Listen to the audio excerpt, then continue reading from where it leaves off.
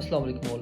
आज हम डिस्कस करेंगे पीएसएल का फाइनेंशियल मॉडल क्या है, पीसीबी कैसे रेवेन्यू जनरेट करता है और जो फ्रेंचाइज हैं वो कैसे at the end off season profitable रहती हैं और प्लेयर्स एंड कोचेस की जो फीसिस हैं, अकोमोडेशन और ट्रैवल जो एक्सपेंडिचर्स हैं वो कौन फेस करता है। पीएसएल के थ्रू पीसीबी जितना भी रेवेन्यू जनरेट करता है वो एक सेंट्रल रेवेन्यू पूल में जाता है और रेवेन्यू जनरेट करने का सबसे पहला मेथड है टिकट्स। वो टिकट्स जो मैं और आप डिफरेंट प्राइसेस की डिफरेंट स्टैंड्स की खरीद कर स्टेडियम्स में मैच देखने जाते हैं। सेकंड मेथड होता है टाइटल स्पॉन्सरशिप। जैसे पीएसएल के साथ एचपीएल लगता है तो एचपीएल पाकिस्तान सुपर लीग को स्पॉन्सर करता है, जिसकी वजह से एचपीएल ब्रांड की वैल्यू भी बढ़ती है और कस्टमर उनकी तरफ ज्यादा अट्रैक्ट होते हैं। तो एचपीएल वालों ने पीएसएल वालों को नेक्स्ट 2 इयर्स के लिए 730 करोड़ रुपए दिए हैं और ये राइट्स हासिल किए हैं। फिर आते हैं ब्रॉडकास्टिंग राइट। जो इंटरनेशनल ब्रॉडकास्टिंग राइट हैं वो इस साल वली टेक्नोलॉजी ने एक्वायर किए हैं 89 करोड़ रुपीज में। फिर आते हैं लोकल ब्रॉडकास्टिंग राइट्स वाले, जो मोस्टली आप देख रहे होंगे पीएसएल, पीटीवी स्पोर्ट्स या ए स्पोर्ट्स के ऊपर लगता है। तो प्रीवियस 5 इयर्स के साइकिल के लिए एयर वाई स्पोर्ट्स ने पीसीबी को 630 करोड़ रुपए दिए थे और नेक्स्ट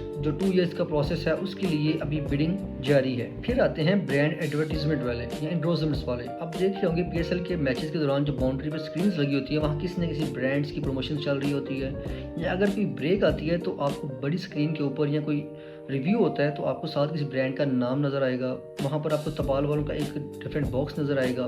वहाँ जब कोई मैन ऑफ द मैच देते हैं तो उस मैन ऑफ मैच की जो प्राइस होती है उसके ऊपर आपको सोलर इनवर्क्स एनर्जी या किसी भी ब्रांड की प्रमोशन के नाम नज़र आएंगे। तो इस तरह पीसीबी इनसे रेवेन्यू जनरेट करता है। सो टिकट से, टाइटल स्पॉन्सरशिप से, international and local broadcasting rights से और जो ब्रांड्स की एडवर्टीजमेंट है यहाँ से जो रेवेन्यू जनरेट होता है इसमें से आप माइनस कर लें जो एक्सपेंडिचर्स होते हैं पीसीबी के, जिससे मैच रेफरी की फीसिस, अंपायर्स की फीसिस, ग्राउंड को तैयार करने का जो खर्चा होता है, ये सब मैनेजमेंट की फीसिस वो निकाल कर जो रेवेन्यू जनरेट होता है, टोटल नेट प्रॉफिट होता है, उसमें से 95% मिलता है फ्रेंचाइजीज को और 5% जाता है पीसीबी के खाते में। लेकिन आप ये सोच रहे होंगे कि क्या पीसीबी 5% के इस प्रॉफिट से खुश होता है? रिसेंटली पीसीबी ने जो प्रीवियस तमाम फ्रेंचाइजीज थी उनके कॉन्ट्रैक्ट को नेक्स्ट 10 ईयर्स के लिए रीन्यू किया है, जिसमें अब लाहौर की वैल्यू है 67 करोड़, कराची की वैल्यू है 64 करोड़, पेशावर की वैल्यू है 49 करोड़, इस्लामाबाद की वैल्यू है 48 करोड़ और कोयटा की वैल्यू है 34 करोड़। इसके अलावा जो नई 3 टीम्स ऑक्शंस के जरिए इस सवा पीएसएल में एंटर होंगी,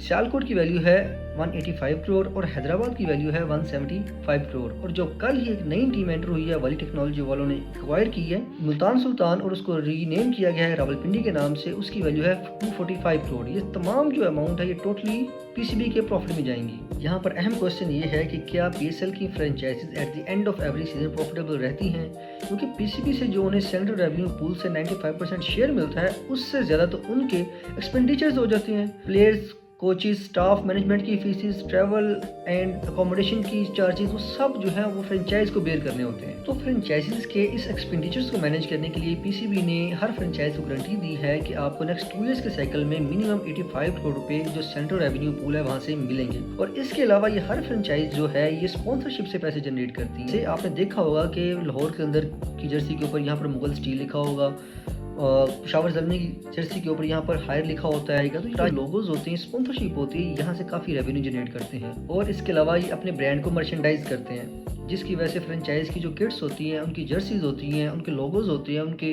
फ्लैग्स होते हैं, स्टेडियम के अंदर वो लोग पहन के जाते हैं और साथ लेके जाते हैं, जिससे इनको रेवेन्यू जनरेट होता है। और इसके अलावा जो विनिंग प्राइस होती है इस फ्रेंचाइज के पास टोटली आती है। तो जब कोई भी फ्रेंचाइज टाइटल जीतती है तो उसकी पॉपुलैरिटी और फैन फॉलोइंग ज़्यादा हो जाती है, जिसकी वजह से उसकी ब्रांड फॉलोइंग ज़्यादा हो जाती है, ब्रांड वैल्यूएशन ज़्यादा हो जाती है। तो उनके लिए टाइटल जीतना प्राइज मनी से ज़्यादा इंपॉर्टेंट रखता है। इसलिए आपने देखा होगा जो अक्सर टीम्स है वो टाइटल नहीं जीत रही कई सालों से, लेकिन स्टिल दे आर प्रॉफिटेबल। अब नेक्स्ट अहम क्वेश्चन ये है कि टीम के कोचेस की, टीम के प्लेयर्स की, टीम की मैनेजमेंट एंड स्टाफ की फीसेस कौन पे करता है, उनके ट्रैवल एंड अकोमोडेशन के एक्सपेंडिचर्स कौन फेस करता है? डेफिनेटली ये सब फ्रेंचाइज के ऑनर फेस करते हैं, वो अपनी जेब से इसको अदा कर रहे होते हैं, क्योंकि जो प्रीवियस ईयर से उनको सेंट्रल रेवेन्यू पूल से अमाउंट मिलती है, स्पॉन्सरशिप से मिलती है, विनिंग या लूजिंग प्राइस से मिलती है, मर्चेंडाइज से जो मिलती है, उस अमाउंट से नेक्स्ट ईयर जो है अपने लिए प्लेयर सेलेक्ट करते हैं पहले।